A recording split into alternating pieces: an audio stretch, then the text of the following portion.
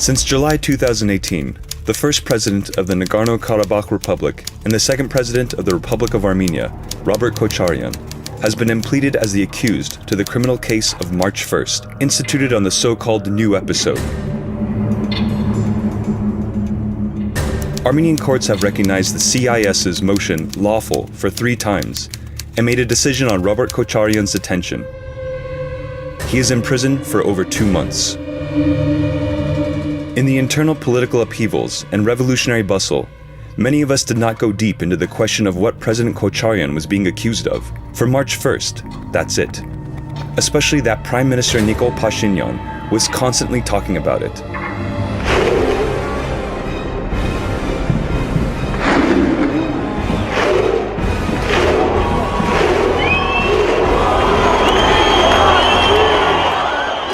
However, when internal political passions calmed down and the soberness began dominating the public moods, many asked the question, sorry, but what specifically is Kocharyan being accused of? The first potential and long speculated answer was refused by the head of the Special Investigation Service in person. The accusation related to the death of 10 victims is not brought against Robert Kocharyan. Ես արդեն իսկ նշել եմ, որ հատուկ քննչական ծառայության կողմից հրապարակված փաստաթղթերում, ինչպես նաև առաջադրված մեղադրանքներում չկա որևէ խոսք այն մասին, որ հատուկ քննչական ծառայությունը նման պնդում է անում, որ իբրև թե կեղծվել են ընտրությունները։ Մեղադրանքը չի վերաբերվում Ռոբերտ Քոչարյանի կողմից այդ 10 անձանց սպանելու ցուցում տալու կամ 10 անձանց սպանությունները կազմակերպելուն։ And this fact is irrefutable. In reality, President Kocharyan has nothing to do with the victims of that day. Neither the killers, nor the ones who might have given them orders are detected. Moreover, judging from the progress of the case, it seems that they are not looked for particularly. Well, let's move forward and try to answer the main question. Robert Kocharyan is being accused of overthrowing the constitutional order of the Republic of Armenia. Such accusations is deprived of legal grounds. Let's explain why.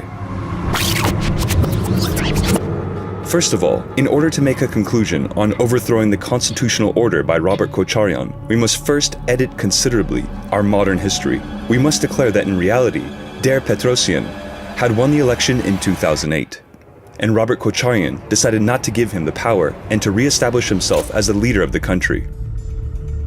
No, this won't do. It's a lie. Or that's a completely different story.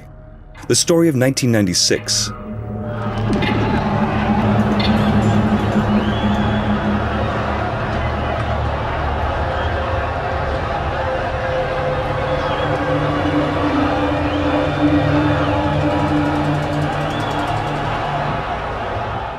But it won't do otherwise too. When examining the Armenian legislation, it becomes clear that, first, Kocharyan cannot be indicted under Article 300.1 of the Criminal Code. This is the article whereby he is charged with a crime, since that article did not exist back in 2009. Although starting from June, the SIS and individuals supporting it attempt to present the contrary to the public. They claim that the same article existed in the past as well, yet under another number. That's an absolute lie though. Second, Kocharyan cannot be indicted under the effective Article 300 of the Criminal Code as well. Why? Because that article was not about the overthrow of the constitutional order. It was rather about usurpation of state power, where actions directed at overthrow of the constitutional order were stipulated as one of the ways of implementing thereof. It is noteworthy that the SIS and the Prosecutor General's office admit that those 2 articles do not stipulate the same crime. Article 300 cannot be incriminated to Robert Kocharyan because that article was abolished by the National Assembly. Thus, it turns out that a present Robert Kocharyan is being indicted under such article, which does not exist.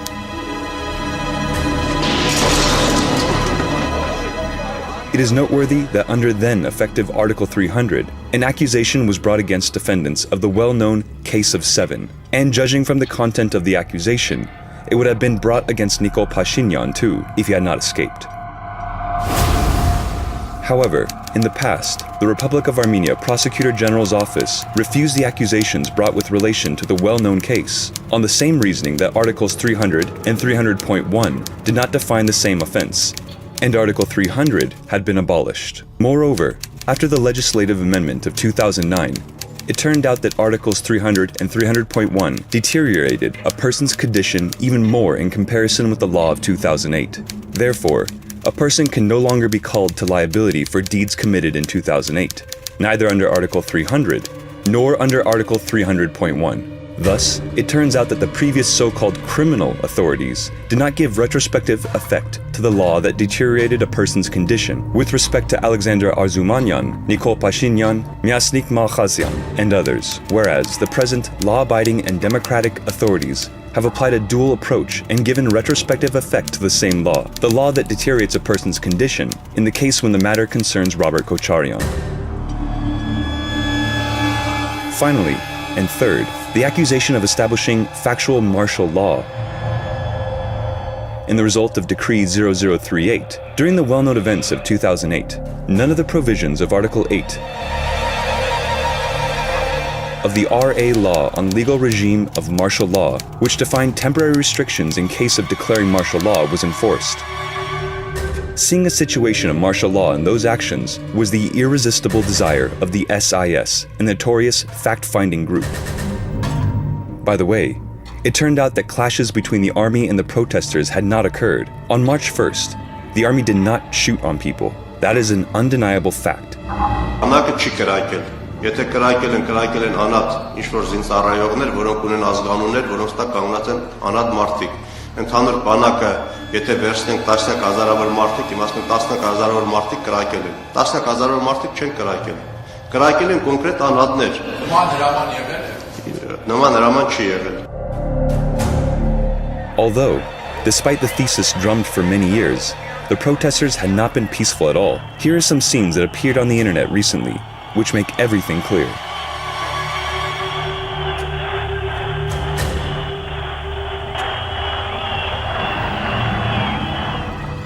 In fact, it is impossible to accuse Kocharyan also of establishing martial law or establishing factual martial law, as specific by the SIS. What refers to the involvement of the armed forces, we would like to note that this is a widespread practice used worldwide during states of emergency, whereupon nobody speaks about the circumstance that a state may use the armed force without declaring state of emergency in order to safeguard state facilities.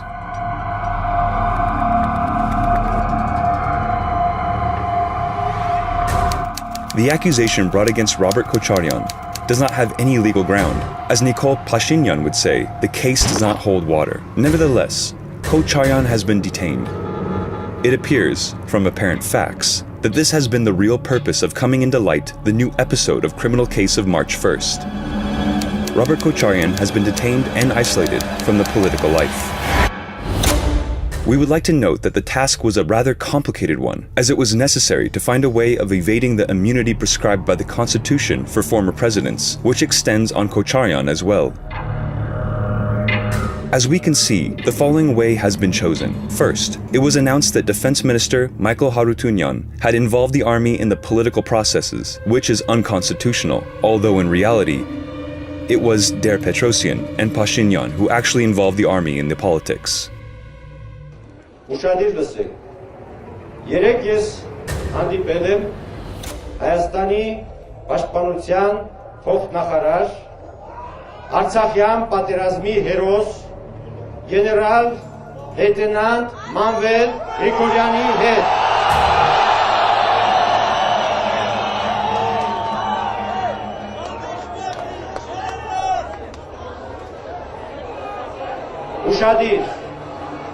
Ուշադիր, այս պահին գեներալ լեյտենանտ Մանվել Գրիգորյանը և նրան միացած մի այլ փոխնախարար Գագիկ Մելքոնյանը, նույնպես գեներալ լեյտենանտ,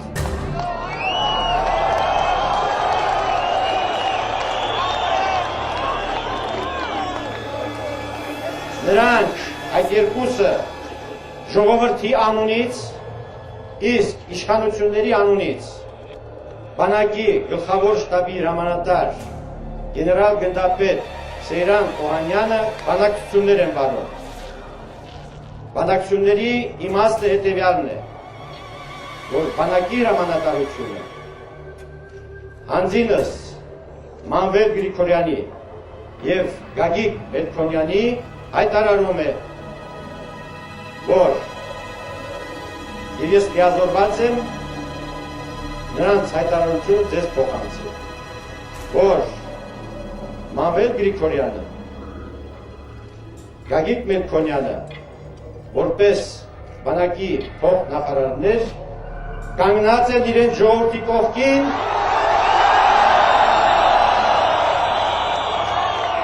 եւ պաշտպանելու են ժողովրդի վստահությանը արժանացած թեկնածուին։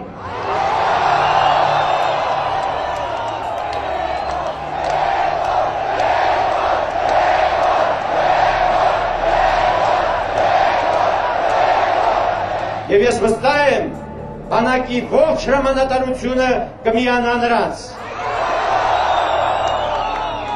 Ուրեմն ոչ թե Լևոն, այլ ճիշտ է, Մանվել, Մանվել, Մանվել, Գագիկ, Գագիկ, Գագիկ, Գագիկ։ Մանվել Գրիգորյանն էր մտնում, էլի տղաներ կային, որոնք էլի մեր համախոհներն էին։ Հիմնականում ասենք մեր տղաներից հատուկ գունդը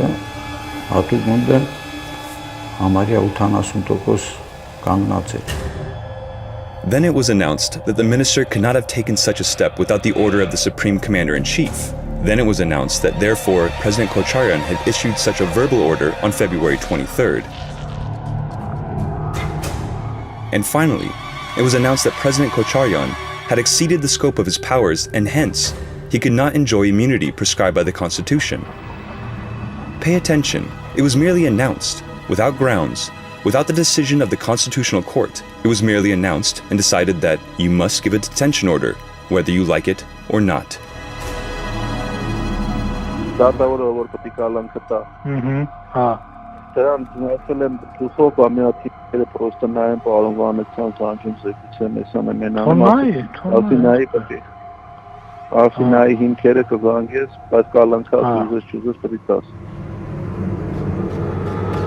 In the context of what has been said, it can be stated unambiguously that there is a political prisoner in Armenia. That is the first president of the Nagorno-Karabakh Republic and the second president of the Republic of Armenia, Robert Kocharyan. We would like to remind that according to the definition of the Parliamentary Assembly of the Council of Europe, a prisoner is considered a political prisoner if the arrest, detention, is a result of proceedings which were clearly unfair and this appears to be connected with political motives of the authorities.